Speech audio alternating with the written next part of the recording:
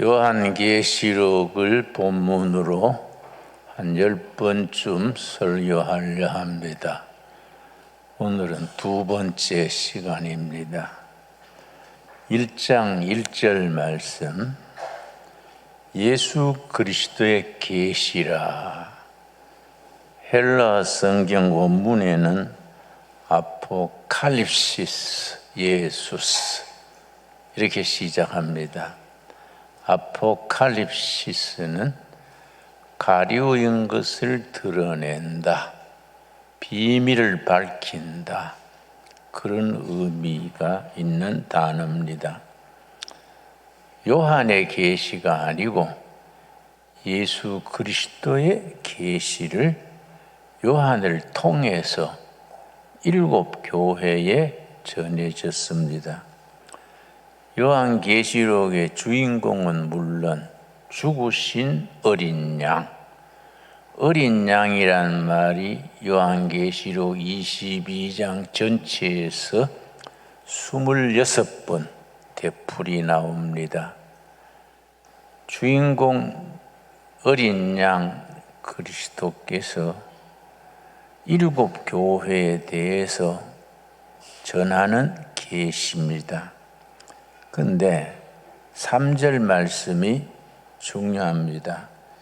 이 예언의 말씀을 읽는 자와 듣는 자와 그 가운데 기록한 것을 지키는 자는 복이 있나니 때가 가까움이라. 이 계시의 말씀을 읽는 자, 듣는 자, 지키는 자가 복이 있다. 우린 지금 읽고 듣기 때문에 이미 복이 있는 사람들입니다. 자, 듣는 자란 말이 왜 나오느냐? 본래 요한계시록은 낭독용으로 쓰여졌습니다. 무슨 말이냐 하면은 사도 요한 혹은 장로 요한이 페트모스 섬, 우리 성경에는 밤모섬이라고 나오지요. 밤모섬에 귀양살이 하면서 이걸 받은 계시를 썼습니다. 편지로 보내니까 그때 7 교회 교인들이 주로 서민들이고 노예도 있고 노인도 있고 주로 어떤 시간에 모였을까? 새벽기도 시간, 해 뜨기 전, 노예나 서민들이 일 나가기 전, 아니면 저녁 나절 하루 일을 마치고 해그름에 교회에 모여서 모닥불을 피워놓고 서민들, 노인들, 노예들이 그때는 책도 없으려니와 글을 모르는 사람들이 많았을 겁니다. 그러면 듣는 겁니다. 마당에 햇불 켜놓고 노예, 노인, 서민들이 눈을 지그시 감고 들으면은 한 사람이 읽습니다. 시작이 아포칼립시스 예수스. 이런 모두 가만히 귀를 기울여 들으면서 아멘, 아멘 이렇게 나왔겠지요. 절대로 요한계시록은 어려운 글이 아닙니다. 왜냐? 그 당시에 일반 교인들, 서민, 노예, 노인들이 알아들을 수 있는 말로 서서 보내서 들으면서 아멘, 아멘 이랬기 때문에 어려운 말이 아닙니다. 근데 왜 어렵게 느껴지느냐? 정치범이지요. 밤모섬에 정치범으로 있는 사람이 편지를 보내는데, 요즘 교도소로 말하면 교도관들이 편지를 검사를 하지요. 이 글은 빼시오. 이거는 못 보냅니다. 이렇게 다 할 테니까 감독관이 보기에는 별거 아닌데 듣는 사람들은 알아들을 수 있게 그러니까 구약의 용어를 많이 썼습니다. 구약의 용어를 아는 사람들이 그래서 알 수 있는 상징, 심볼 거의 300가지에 이르는 상징들이 등장합니다. 우리는 잘 모르니까 어렵게 생각되지만은 그 시대에 이 편지를 듣는 사람들은 이해하는 거예요. 그게 무슨 말이다. 666 무슨 말이다. 14만 4천 명이 무슨 말이다. 이게 다 알아들을 수 있는 거지요. 그러니까 절대로 요한계시록이 어렵게 쓴 책이 아닙니다. 왜 어렵게 느껴지느냐? 그 당시의 문화, 그 당시의 상징, 구약을 배경으로 그 시대의 상황을 모르기 때문에 우리는 어렵게 생각되지요. 그러나 이걸 읽는 사람들, 다시 말씀드려서 노인, 서민, 노예 이런 사람들은 그 읽으면서 들으면서 은혜 받는 거예요. 한 사람이 이렇게 아포칼립시스 예수스 이렇게 시작해서 읽으면은 다 이해가 가는 거예요. 그 아멘, 아멘. 그래서 22장으로 되어 있는데 길이가 거의 같습니다. 각 장의 길이가 기준이 뭐이냐? 한 번 1회 예배에서 뭐 저녁 시간에 피곤하지요. 그럴 때도 귀를 기울이고 듣기에 너무 지루하지 않고 부담되지 않는 길이로. 그래서 22장의 각 장이 길이가 아주 비슷비슷합니다. 1회 낭독용 그렇게 생각하면은 이해가 될 수 있습니다. 근데 요한계시록은 성경 전체의 마지막이고 결론이지요. 우리 성경 66권 중에 3권이 중요합니다. 창세기는 시작이지요. 시작.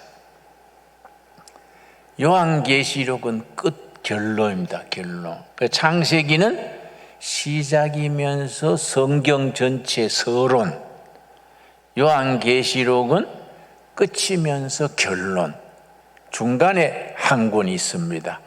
로마서지죠. 로마서는 중심을 딱 잡아주는 겁니다. 성경 66권 다 중요하지만은 3권을 잘 이해해야 됩니다. 다시 말씀드립니다. 창세기는 시작이면서 전체 서론, 요한계시록은 끝이면서 결론, 중간에 무슨 책이라고요? 로마서가 딱 중심을 잡아주는 겁니다. 그래서 요한계시록을 읽으면서 우리 신앙의 결론, 우리가 그러니 이렇게 살다가 천국으로 가자 결론을 일러주는 책이 됩니다. 그래서 우리가 성경 공부하면서 다 중요한 공부지만은 그 중에서 우리가 계시록을 잘 이해하면은 어려운 시대에, 왜냐? 요한계시록이 언제 쓰여졌느냐 하면은 AD 95년 전후, 그때는 도미티안 황제의 박해가 최고조로 달했을 때 로마 황제들이 기독교를 없애려고 작심을 했거든요. 첫 번째로 심한 박해는 네로 황제의 시대,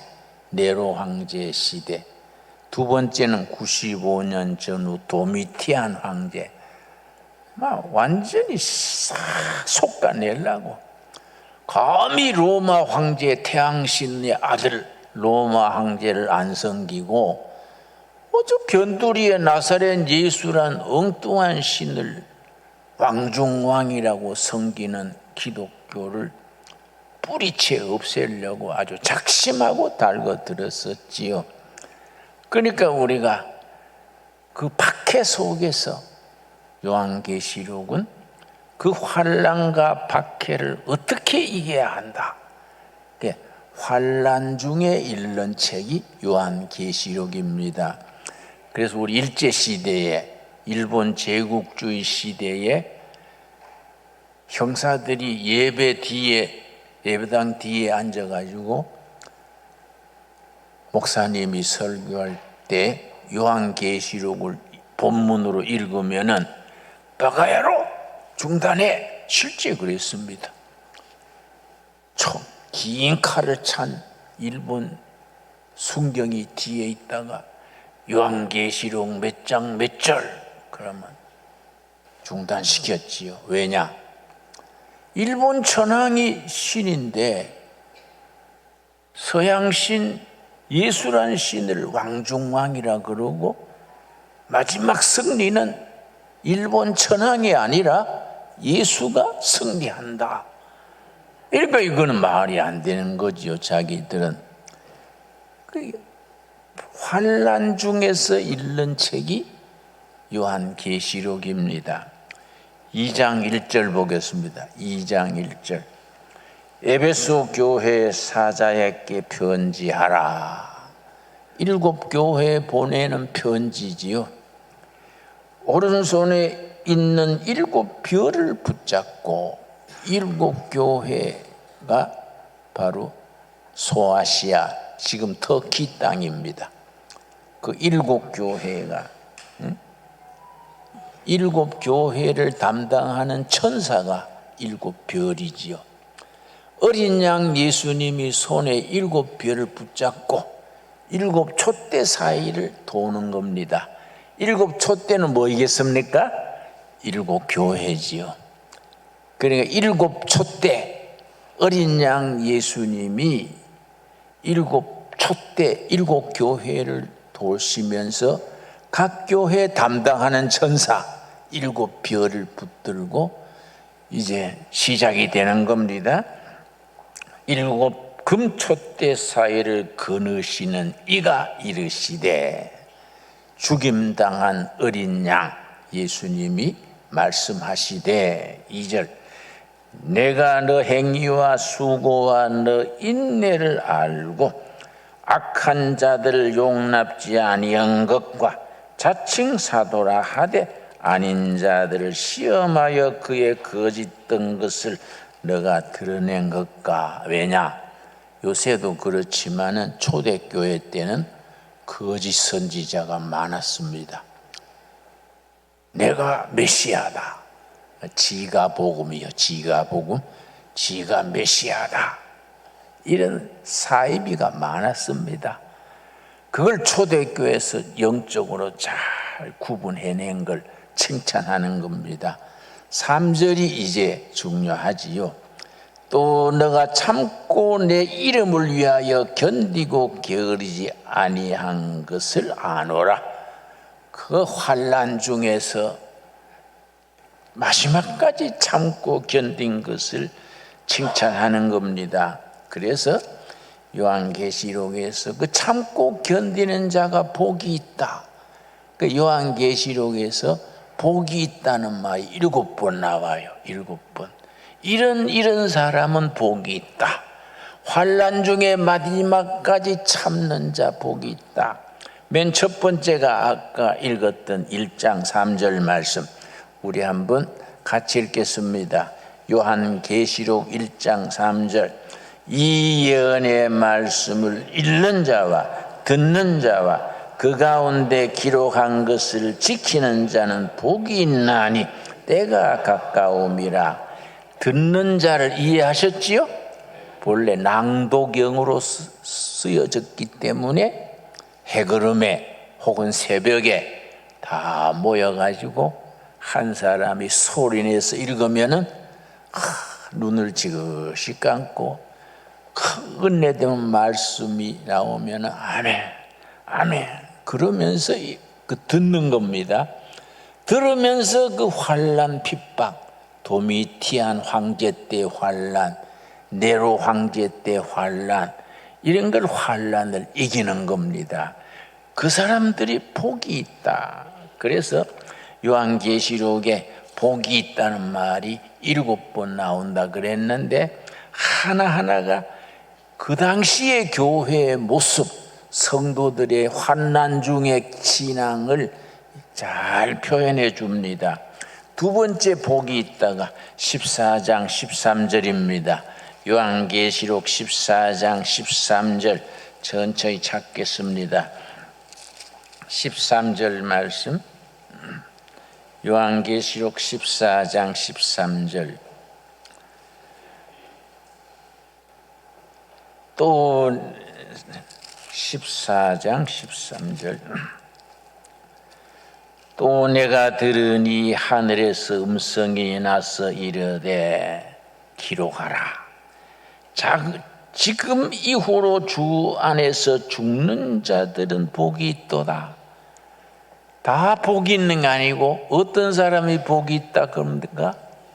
환난에서 순교하고 신앙을 지키기 위해서 순교하는 사람은 복이 있다. 그냥 죽는 사람이 복이 있다가 아니고 주 안에서 죽는 자는 복이 있다. 주 안에서 죽는 그 환난과 핍박 그 시대에 믿음을 지키다가 죽는 사람 복이 있다 하심에 성령이 이르시되 그러하다. 그들이 수고를 그치고 쉬리니 이는 그들의 행한 일이 따름이니라 하시더라. 이 땅의 수고와 환난 핍박이 다 끝나고 주님 나라에서 안식하는 거예요. 모든 수고를 끝이고 쉬리니. 참 은혜로운 말씀이지요. 우리도 지금 열심히 살아가는데 뭐 불경기에 우리 서민들이 다 어렵지 않습니까? 그러나 이 땅의 사명을 다 끝내고 주 안에서 죽으면 하늘의 안식과 축복이 기다리고 있는 줄 믿습니다. 그 신앙으로 환난을 이겨야 되는 거지요. 그래서 요한계시록의 주제가 환난 중에 읽어야 되는 책 요한계시록이지요. 세 번째 16장 15절 말씀, 16장 15절 말씀. 보라, 내가 도둑같이 오리니 누구든지 깨어 자기 옷을 지켜 벌거벗고 다니지 아니하며 자기의 부끄러움을 보이지 아니하는 자는 복이 있도다. 하나님 앞에, 성도들 앞에 부끄러움을 보이지 않는 자, 그 사람들은 복이 있다. 마지막까지 자기 옷을 입고 은혜의 옷이고 예수 그리스도의 피로 세탁한 옷이고 믿음의 옷을 입고 부끄러움을 당하지 않는 자, 그들은 복이 있다. 특별히 요한계시록의 상징들이 많은데, 그래서 그 시대 사람들은 서민들도 들으면 아멘, 아멘 하고 이해하는데 우리는 잘 이해가 안 가는 거지요. 그 시대의 상황을 잘 모르고 더구나 구약의 전통을 모르면 어렵게 느껴지는 겁니다. 그래서 500년 전에 종교개혁 운동가들 중에 마르틴 루터, 요한 칼빈 이런 분들도 다른 성경은 다 주석을 남겼는데 요한계시록은 손대지 않았습니다. 칼빈 주석이 쫙 나오는데 65권 다 주석했는데 마지막 책 요한계시록은 남기지 않았습니다. 자, 13장 1절, 13장 1절에 뭐라 그랬습니까? 내가 보니 바다에서, 어디서? 바다. 그 영적 상징을 이해해야 됩니다.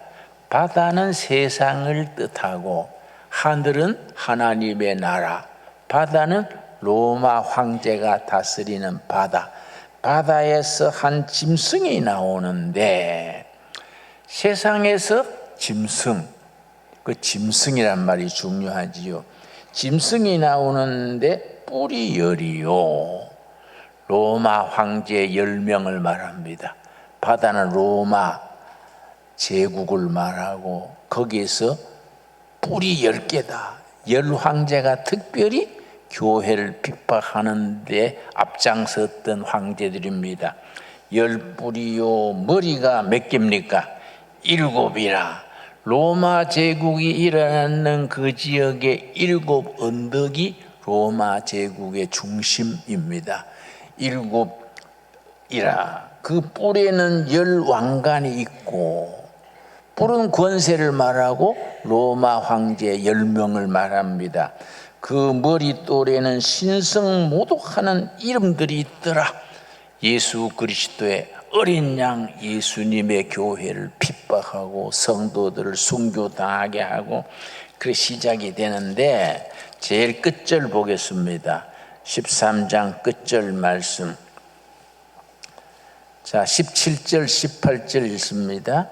누구든지 이 표를 가진 자 외에는 매매를 못하게 하나니, 예수 믿는 사람들은 경제적으로 압박을 해가지고 재산도 압수해버리고 상거래도 못하게 하고 그랬습니다. 로마 황제들이 그렇게까지 박해했습니다. 이 표는 곧 짐승의 이름이니 그 이름의 수라. 18절. 지혜가 여기 있으니 총명한 자는 그 짐승의 수를 세어보라. 그것은 사람의 수니 그의 수는 얼마입니까? 666이라. 666, 666 때문에 오해가 많습니다. 이런 말에서 그래서 심지어 666이 누구냐? 저 로마 교황이 666이다. 적그리스도의 대장 666이다. 뭐 별 얘기가 다 많습니다. 왜냐?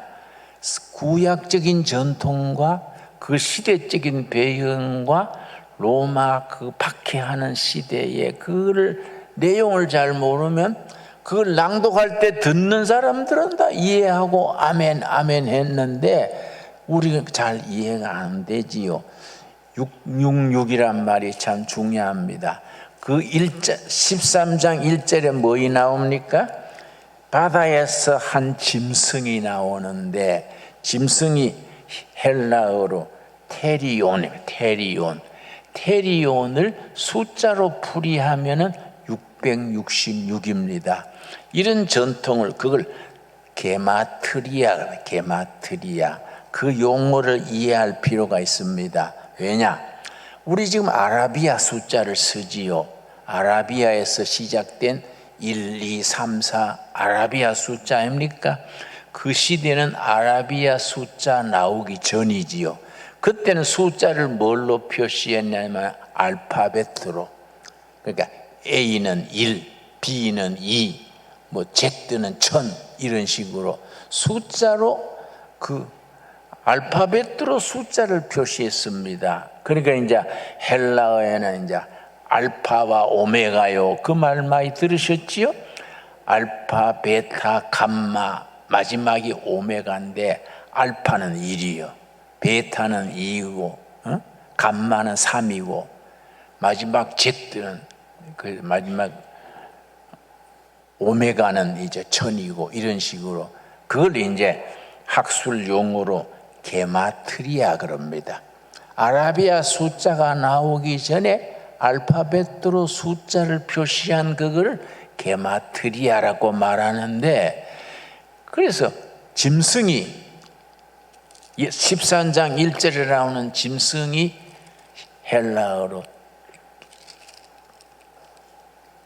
테리온, 짐승이요.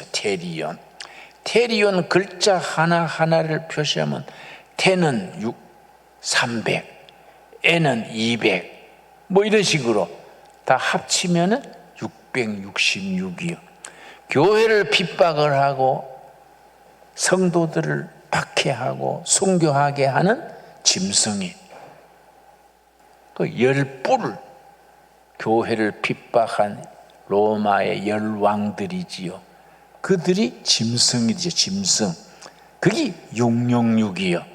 그러니까 이런 걸 배경을 잘 알고 이해를 하면은 엉뚱한 소리가 안 나오는 거이지요. 교회를 핍박하는 적그리스도 세력, 교회를 박해하는 세력. 그래서 요한계시록의 중심은 죽으신 어린 양 예수님이고, 대상은 7교회고, 7교회를 통해서 예수님의 계시 아포칼립시스가 이제 요한계시록의 내용인데, 그 속에 여러 가지 상징들이 나옵니다. 예를 들어서 14만 4천 이런 거는 이제 12지파 10이지요, 12제자 10이지요, 곱하면 얼마입니까? 144지요. 거기에 1000을 더하면은 144 곱하기 1000은 14만 4천이지요. 이스라엘 백성 중에 구원받은 숫자 14만 4천 명인데, 그게 요즘 신천지 있지요. 신천지가 이제 박태선 전도관, 박태선 가방 들고 다니던 그걸 가방 못지라 그러지요. 가방 못지 하던 사람이, 그 사람이 박태선이 하는 거 보니까 괜찮거든요. 뭐 예수 팔아가지고 14만 4천 팔아가 막 사람들이 돈도 내고 모이고 하니까, 야, 이 괜찮겠는데, 야무지게 배워가지고 시작한 게 신천지요. 그건 14만 4천 명을 강조하지요. 왜냐? 구원받는 사람이 14만 4천 명이다. 14만 4천 명에 들어오려면 집 팔아 바치고, 가정이 무슨 필요 있냐? 구원받아야지. 멀쩡한 사람이 가정 또 깨뿌리고 그거 들어가서 바치고, 이런 게 이제, 그래서 요한계시록에서 이지단 사이비가 많이 나오는 겁니다. 그런데 그런 데서 기울어지지 아니하고 바른 신앙으로 마지막까지 이기는 자가 복이 있다. 16장 15절입니다. 요한계시록 16장 15절 말씀. 16장 15절 말씀.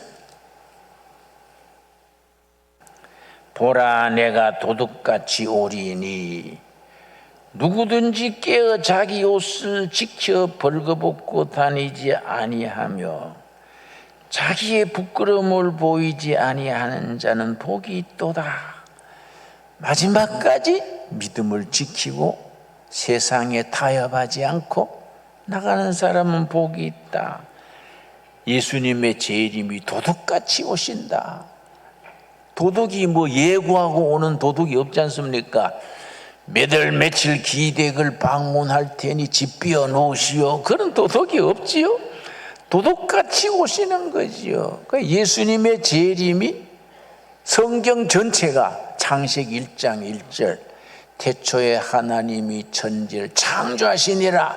창조가 이제 독일어 쉐풍 창조로 시작해서 요한계시록 마지막 장 아멘 주 예수여 어서 오시옵소서 이걸 끝내는데, 이게 이제 헬라어로 마라나타요.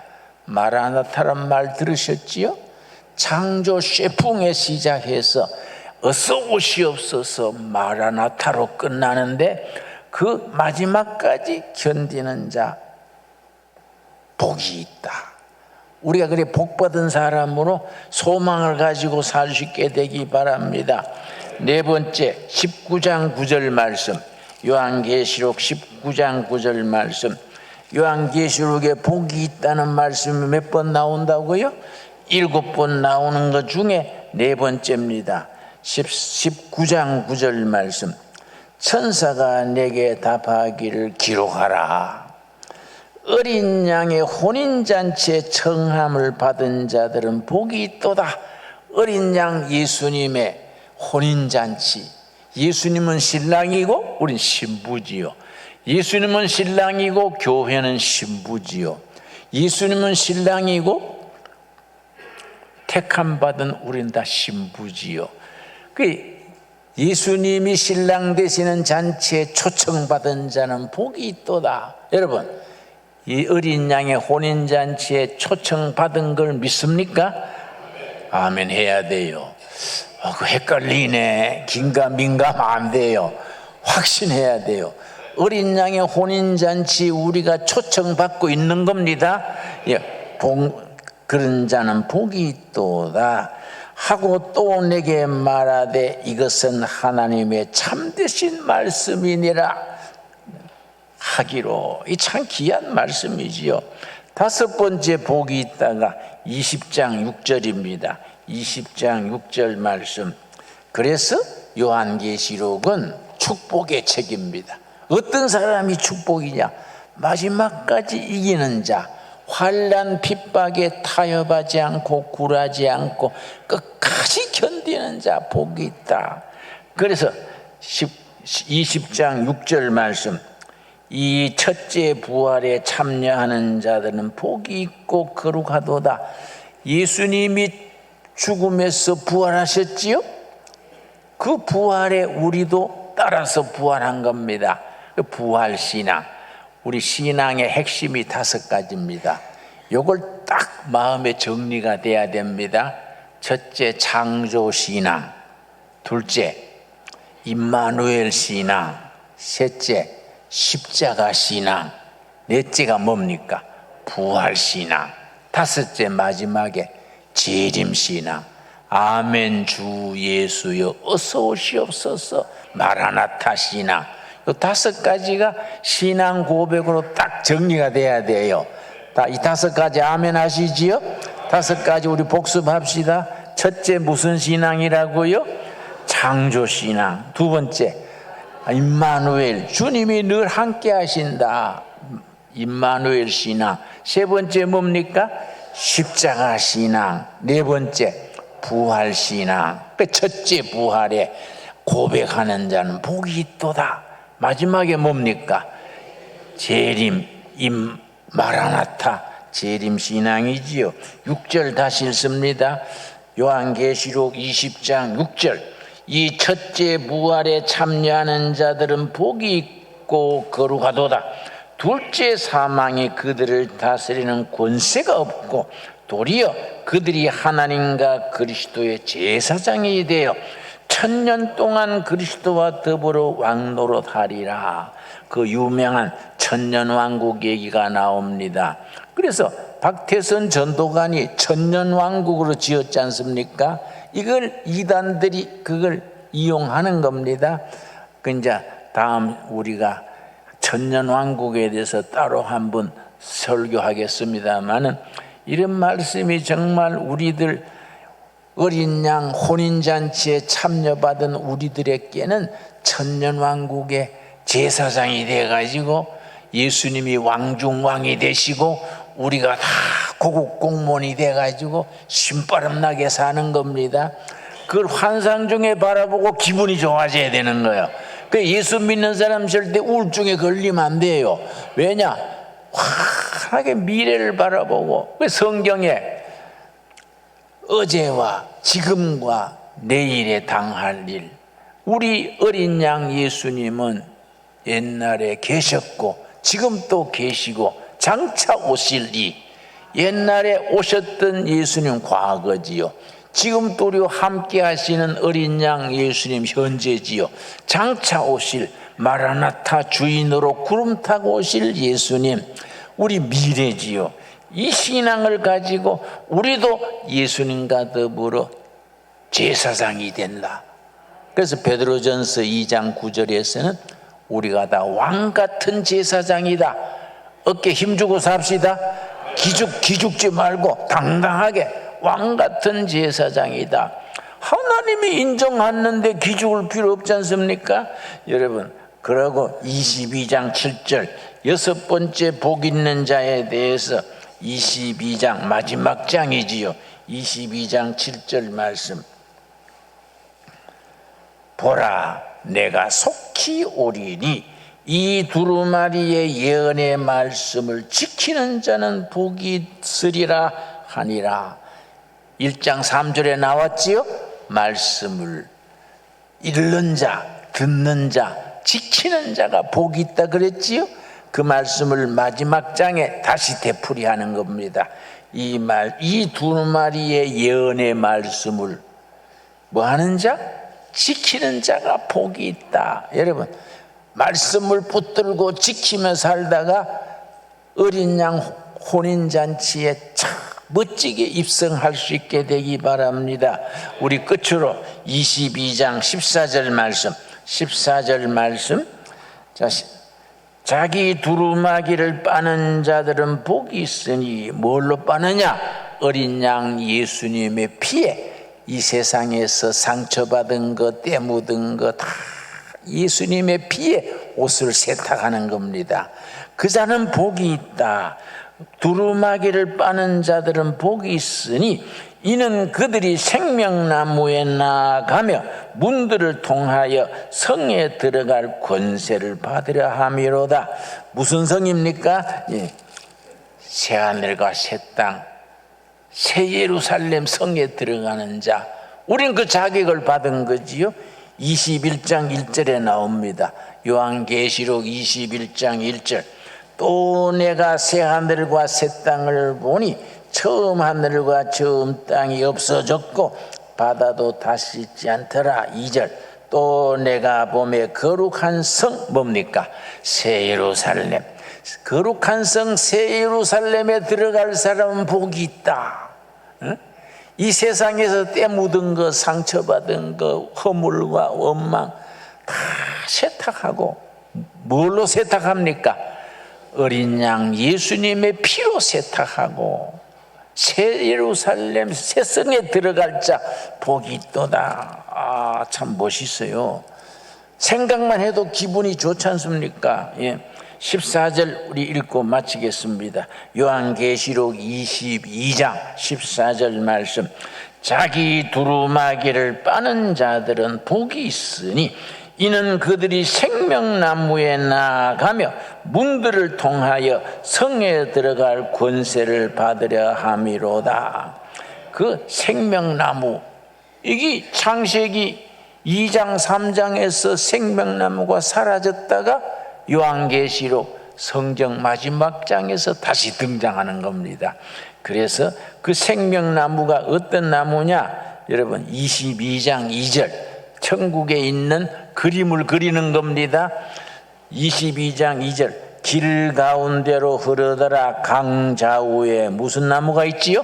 생명나무가 있어 12가지 열매를 맺되 달마다 그 열매를 맺고 그 잎사귀, 나무 잎사귀들은 만국을 치료하기 위하여 있더라. 요새는 뭐 병도 많고 약도 많지요? 천국에는 약이 한 가지요. 생명나무 잎을 먹으면 만사형통. 응? 그 생명나무가 만국을 치료하는 약이야. 그 생명나무 열매가 치료제지요. 상상만 해도 기분이 좋지 않습니까? 그 생명나무 우리가 달마다 과일이 달라지는 겁니다. 내가 옛날에 시카고를 갔었는데 시카고 식물원이 있어요. 보타닉 가든, 시카고 보타닉 가든 식물원인데 누가 안내해서 가봤더니요, 거기는 뿌리는 감자요, 잎이 한쪽은 도마도 열리고 한쪽은 가지가 열렸어요. 한 나무인데 뿌리는 감자고 한쪽 편은 도마도 열리고 한쪽 편은 가지가 열렸어. 그래서 내가 이거 뭔 일인가 했더니 요즘 유전학이 발전해가지고 시카고 보타닉 가든에 그걸 해놨어요. 그걸 쫙 줄줄이 해놨어요. 그것도 정상인이 키우게 하는 게 아니고 장애자들이 휠체어 타고 다니면서 그 나무를 키우는 거이죠. 내가 그걸 보고 감동받은 적이 있습니다. 우리 생명나무 달마다 열매가 바뀌는 그 나무 잎을 먹으면서 만병을 치료하고 흰옷 입고 하나님을 찬양하는 우리 신랑 되신 어린 양 예수님을 찬양하는 그 천국의 삶을 우리가 그리워하면서 오늘의 환난 어려움을 능히 이겨가기를 바랍니다. 그래서 요한계시록 마지막 장 마지막 절이 뭡니까? 아멘 주 예수여 어서 오시옵소서. 마라나타 마라나타 마라나타 신앙으로 우리 신앙이 결론을 내릴 수 있게 되기 바랍니다. 기도하겠습니다. 하나님 감사합니다. 오늘 또 귀한 예배에 요한계시록의 말씀을 통하여 우리가 은혜를 나누게 하셔서 감사합니다. 말씀을 읽는 자와 듣는 자와 지키는 자는 복이 있도다 하셨사오매 허락하신 복을 누리는 우리들이 되게 하여 주시옵시고, 마지막 생명나무가 있는 그 새 예루살렘 성에서 주님을 찬양하며 살아가는 그날을 바라보고 아멘 주 예수여 어서 오시옵소서, 마라나타 신앙으로 오늘도 내일도 행복한 삶을 살아가게 하옵소서. 예수님 이름 받들어 기도드렸사옵나이다. 아멘.